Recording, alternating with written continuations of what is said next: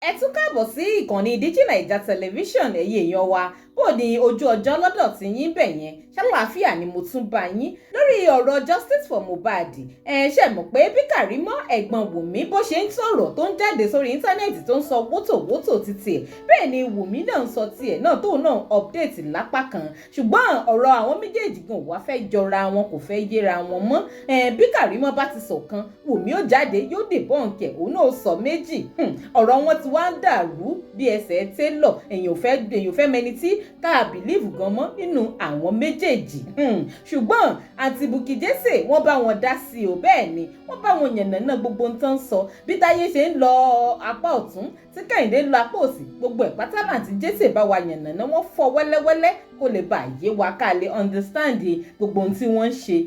Kódà àǹtí Jesse wọ́n ní láti sọ fún Karimot pé bó bá láṣìírí kan tó ní lọ́wọ́ nípa Wunmi kó wulẹ̀ gbé sóde kó sọ fáyé káyé ó gbọ́ kó yé dún mọ̀wúrú mọ́ Wunmi mọ́ torí ọ̀rọ̀ rẹ̀ ti ń dàbí òun ṣe mí òun gbà mí. Eléyìí lágbára ó gbẹnu tán ìyún apá kan. Naira Marley náà bá tún ṣe àwo orin tuntun jáde ló bá kọ àkọlé rẹ̀ ní ta ni bàbá bébì. Eléyìí gan-an ló wá jọni lójú tó ya ọ̀pọ̀ èèyàn lẹ́nu torí gbogbo wa la mọ irú ẹ̀sùn tí wọ́n fi kan Naira Marley gangan nínú kéèsì Mohbad tí ń bẹ ńlẹ̀ lọ́wọ́lọ́wọ́ yìí. Oríṣiríṣi ṣà ń ṣẹlẹ̀ lórí ọ̀rọ̀ justice for Mohbad yìí ni. Kí n tí wọ́n máa fi fọ́nrán òun léde báyìí ẹ má gbàgbé ìkànnì Naija Television lẹ́tí ń wò mí tẹ̀ tí ń gbọ́ mi, ẹ máa tẹ subscribe button tí ń bẹ ní ojú ìwòran yín yẹn bẹ́ẹ̀ níbẹ̀ lábẹ́ fídíò yìí ẹ máa bá wa tẹ̀, ẹ máa subscribe sí channel wa, ẹ like fídíò yìí, ẹ fi èròǹgbà yín ẹ máa fi sí kọ́mẹ̀ǹtì ká jọjọ́ máa tàkùrọ̀sọ lórí ọ̀rọ̀ tá a tún mú wá yìí, kẹ́ ẹ sì máa fi fọ́nrán yìí kẹ́ máa fi sọwọ́ sáwọn èèyàn lọ́kọ̀ọ̀kan lógúnlógún lọ́gbọ̀nlọ́gbọ̀n. Ẹ ṣe púpọ̀ bẹ́ẹ̀ ṣe ń ṣe bẹ́ẹ̀. Ó yá ẹ jẹ́ ń gbé fọ́nrán òun wọlé báyìí ká jọjọ gbọ́ mọ́ padà bọ̀ ná. Now let me go straight to the point. Many things are nǹkan púpọ̀ ti ṣẹlẹ̀. Mo máa ń gbàdúrà láyé pé ní tẹ́nítì kàìkà ò ní tẹ́nítì gbogbo ẹ̀yin tẹ̀ ń wò mí o. Ṣé rí nǹkan tí Karimot ń ṣe fún Wunmi lọ́wọ́lọ́wọ́ ó ti ṣẹlẹ̀ sẹ́mi náà. Wunmi might have an own fault, but let's be real. Gbogbo ẹgbà tí Wunmi ń jẹ lẹ́nìí ṣé tí rí Wunmi lè ní tiẹ̀ lọ́wọ́, don't get me wrong, but at this point ṣé ń gbọ́ mi, Karimot lè gbọ́ dáadáa. Olórí burúkú tó ṣojú bí ojú Toad, ẹ mọ̀ bí Toad ṣe máa ń rí, ṣe mọ̀ Toad kò ń ṣọ̀pọ̀lọ́, ó dà ọ̀pọ̀lọ́ yàtọ̀ sí Toad àbí kò yé yín, ẹ wojú ẹ dàbí Toad. Gbogbo everything tá ti fi antagonize Wunmi lórí social media Karimot ló gbé síta. Am I communicating? I will be playing you everything back to back this evening. A lot ta fi attack Wunmi lẹ́ni, ta fi counter Wunmi, ta fi sọ pé kó lọ ṣe DNA ọmọ olórí burúkú aláyé bàjẹ́ ni. Ṣé mo dẹ̀ sọ pé fún yín pé àgékù ejò ni Karimot? Ṣé wọ́n ti gbégbà tó wá gbé story gbogbo family ẹ̀ fún mi? Màá kà fún yín sìn. Ó sọ pé ìyá òun ti abandon òun ti pẹ́. Ó sọ pé ìyá òun ó fẹ́ràn Wunmi ju òun lọ. Gbogbo nǹkan tó ti ṣe fún láti years back tí gbogbo wa ò mọ̀, gbogbo ẹ̀ ní Karimot sọ sínú inbox mi. Òun ló jẹ́ ká mọ̀ pé Wunmi fẹ́ sá lọ. Òun ló jẹ́ ká mọ̀ pé ọ̀dọ̀ táwọn wà ní Wunmi fẹ́ lọ. Everything tọmọ lórí burúkú yìí ti ṣe ó ti cause more harm fún Wunmi ju ipò support ẹ lọ. Am I communicating? Wunmi lè ní tiẹ̀ lọ́wọ́. Ṣé rí nǹkan tó ń ṣẹlẹ̀ lọ́wọ́lọ́wọ́ lọ́rọ̀ Mohbad àti family Wunmi? Let me bust your bubble this afternoon. Be careful of people that are around you. Be careful of people that surround you. Ó lè jẹ́ family mo máa ń sọ. Ìgbà tí mo pa àwọn ọkọ tì nínú family mi tí wọ́n sọ pé iye ọ̀hún láti máa pàdé. Àwọn kan ń pè mí wọ́n sọ pé ẹ má jẹ́ kókùn ọmọ já. Wọ́n ní kí ẹ má jẹ́ kókùn ìyá já. Mo ní kókùn ìyá já kan jù sódò ìyá aláwo kan má rí mọ́. Some people out there àwọn míì gan, àwọn ará àta gan wọ́n á ṣe bí ẹbí fún yín jọ ẹni tó wà ń ta lọ. Am I communicating? Màá máa play nǹkan fún yín lọ́sàn-án yìí.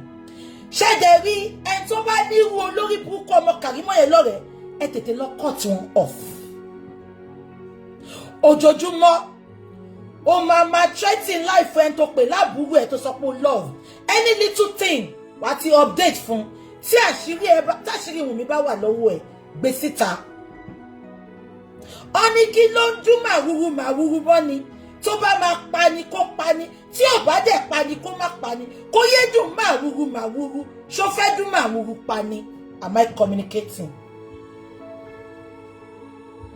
Any little thing wá ti ta Wunmi síta wá ti sell Wunmi síta wá wá máa sọ pé òun bẹ̀bẹ̀ olórí burúkú ẹ ìjọ tó ń sunkún tó ń láàgùn tó ń rùn tó kó tọ́ sẹ́nu tẹ́nu ẹ̀ ń wú ọṣẹ bẹ́ẹ̀ náà ló ṣe ń pe Ministry of Education màá wá play nǹkan tó sọ fún yín o.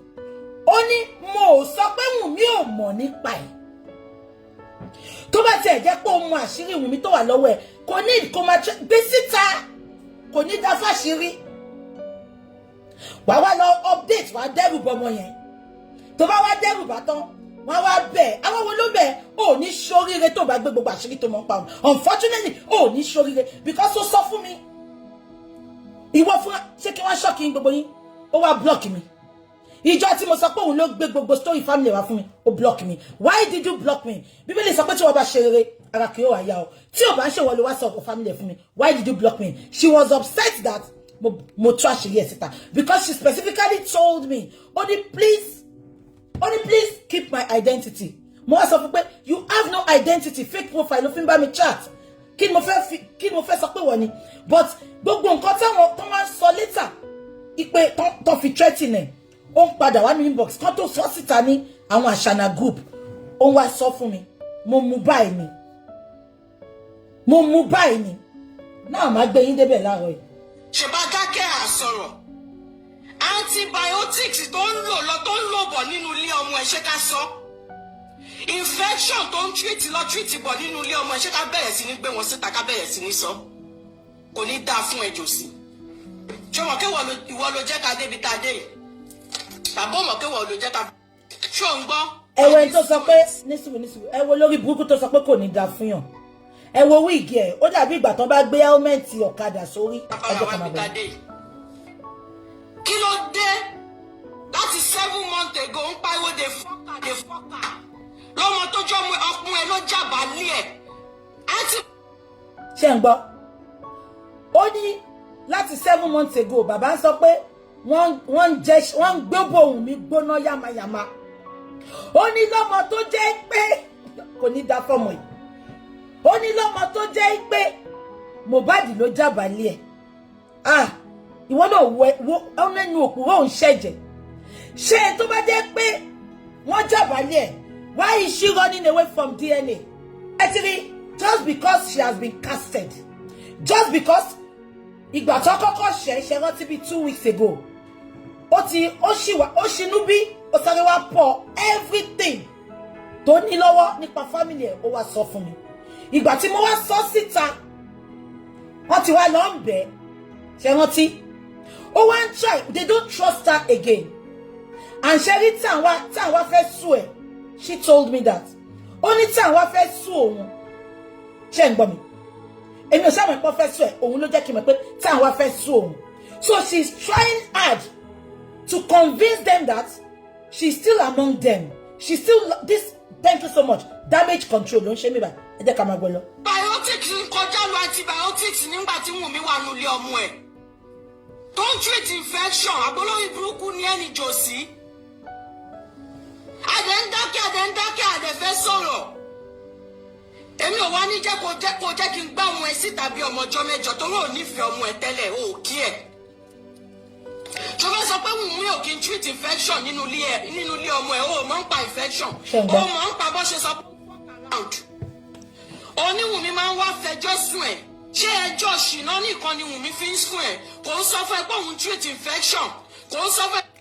ẹ wo bó ṣe turn ọ̀rọ̀ yẹn round ìgbà tí Wunmi wà ní corona inquest they asked her a lot of questions she couldn't answer the only question she answered was bàbá máa ń gbé girlfriend wá sílé ẹgbẹ́ nǹkan tó lórí burúkú ọmọ yìí sọ́nsìn ó nígbà tí Wunmi máa wá ń fẹjọ́ Mohbad sùn ipe Mohbad ń ṣe ṣìnà ó ní ṣé Mohbad ò sọ pé òun kó infection gan ṣìnà ṣé ó pé lórí burúkú lọ́mọ yìí ṣẹ́rí pé ó turn game yẹn round ni Mohbad ló ń fẹjọ́ Wunmi sùn bàbá ẹ̀ pé Wunmi ń jẹṣẹ́ kiri ni ó ń pín transformer káàkiri Lẹ́kì ó sọ òbú ẹ̀ di palliative lẹ́kọ̀ọ́ ó ń pín kiri but ìgbà tó máa sọ̀rọ̀ ń sìn ṣe ń gbọ́ ó sọ pé ṣé bàbá Mohbad ò sọ fún pé òun máa ń treat infection tóun gbé wá fún Wunmi ẹ wo báwọn people ṣe manipulate Nigerians ẹ jọ ẹ wo Mohbad látòkè délẹ̀ ṣó jọ ọmọ tó máa ní ṣìnà lọ́wọ́ Wunmi ti kó láyà jẹ wọn bí ìyá ẹ̀ dání as a matter of fact tó bá dọ́dọ̀ ọmọ ẹ̀lẹ́gan okó ẹ̀ máa ń dẹnu kọlẹ̀ ni.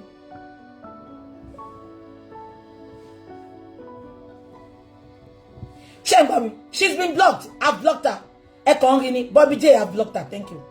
ṣé nǹkan tí mo sọ yẹ yín as a matter of fact kò sọ́dọ̀ obìnrin tí Mohbad bá dé okó ẹ̀ máa ń dẹ ó sì ń lé ó ń bọ̀ wá dẹ̀ gbogbo wa rè máa bó ṣe máa dẹ̀ ni. ẹ wá gbọ́ nǹkan tí onípọ̀nmọ́ ń sọ́nsìn ó sọ pé Mohbad máa ń sọ ó ní ṣé Mohbad ò sọ fún bàbá ẹ̀ pé òun fún Wunmi ní infection mo ń lọ síbì kan ni o ẹ máa gbọ́ lọ. òun lo antibiotics láti treat infection kò ní dá fún ẹ jòsí kò ní dá fún ẹ dẹ́ẹ̀dẹ́ ní ìyàwó o. ṣọmọye infection tí ọmú ẹ promise tó kó bá Wunmi. ṣé ń gbọ́. ṣọmọye infection tí Wunmi treat fún promise. àìmọye antibiotics tí Wunmi lò torí infection tó mú ẹ kó bá Wunmi. ṣọmọ ẹni tó bá ń gbé ilé onígíláàsì kó má sọ̀kò ẹni tó bá ń gbé ilé onígíláàsì kó má sọ̀kò jòsí bó ṣe ń lo antibiotic lẹ́ni ló ń lo antibiotic lọ́la tọ́mọ ẹ bá ti. now tí lady yìí bá láìkì Wunmi ni mo ń sọ àwọn nǹkan kan fún yín sẹ bí mi àti àwọn family mi ṣe jà tó lórí íńtánẹ́ẹ̀tì lẹ́yìn there are some ọ̀rọ̀ tí mo reserve àwọn nǹkan kan wà tó bá yẹ pé lóòótọ́ ni Wunmi sọ ọ̀rọ̀ yìí fọ́mọ yìí ṣó jẹ́ kó wá sọ síta ṣáà pé nǹkan tó sọ yìí lásán ó sẹ́ni Wunmi out ni ẹ wo àtijẹ́ta tó ti sọ̀rọ̀ yìí àtijẹ́ta yẹn ni everybody lọ́tí gbogbo àwọn tó ń support Wunmi gan sí wọ́n ti sọ pé níbi tí ọ̀rọ̀ dé yìí kí Wunmi lọ ṣe DNA ọmọ yìí ó ń try láti put Wunmi under the bus ẹ bá ṣì mí gbọ́ o mi sọ pé Wunmi ní innocent o ṣé ń gbọ́ mi but mo ń sọ fún yín sí pé sẹ́ẹ̀ ó ń ṣe mí ò ń gbà mí lọ́mọ lórí bú. àbẹ́ẹ̀ rí i pé ọ̀rọ̀ yìí wá lágbára báyìí ó lékè ńkà ó gbẹnu tán àfẹ́ẹ̀mẹni tí ń sòótọ́ àfẹ́ẹ̀mẹni tí ń parọ́ mọ́ àfikọ́ lọ́hùn kó ṣàtànmọ́lẹ̀ sí ọ̀rọ̀ yìí káàárọ̀ kò dòrò rẹ̀ kí Mohbad kó sì rí justice tó deserve ni. part one àǹtí jésè lè wá gbọ́ yìí bẹ́ẹ̀ ni aláǹtí jésè fọgbà yẹn gan wọ́n tún gbogbo ẹ̀ lẹ́lẹ́yọ kọ̀ọ̀kan wọ́n fọ wẹ́lẹ́wẹ́lẹ́ ni part one ni mo mú wá fún yín ẹ máa retí part two láìpẹ́ ìyún náà tún kún fún ọ̀pọ̀ àṣírí mìíràn lórí ọ̀rọ̀ Mohbad iṣẹ́ oríṣiríṣi àṣírí ṣà ń tú bóde ni àfikọ́ lọ́hùn ó ṣàbáwá tàn mọ́lẹ̀ sọ̀rọ̀ òun ní kókó títí dìgbà míì tí àtúnwájọ máa pàdé ìkànnì Digi Naija television náà lẹ ti ń wò mí tẹ ti ń gbọ́ mi ẹ má gbàgbé ẹ máa tẹ subscribe button tó wà lójú ìwòran yín yẹn ẹ like ẹ comment ẹ sì máa fi fọ́nrán ẹ̀ sọ́wọ́ sáwọn èèyàn lógúnlógún lọ́gbọ̀nlọ́gbọ̀n ẹ ṣé púpọ̀ tẹ́ ń darapọ̀ mọ́ wa ní gbogbo ìgbà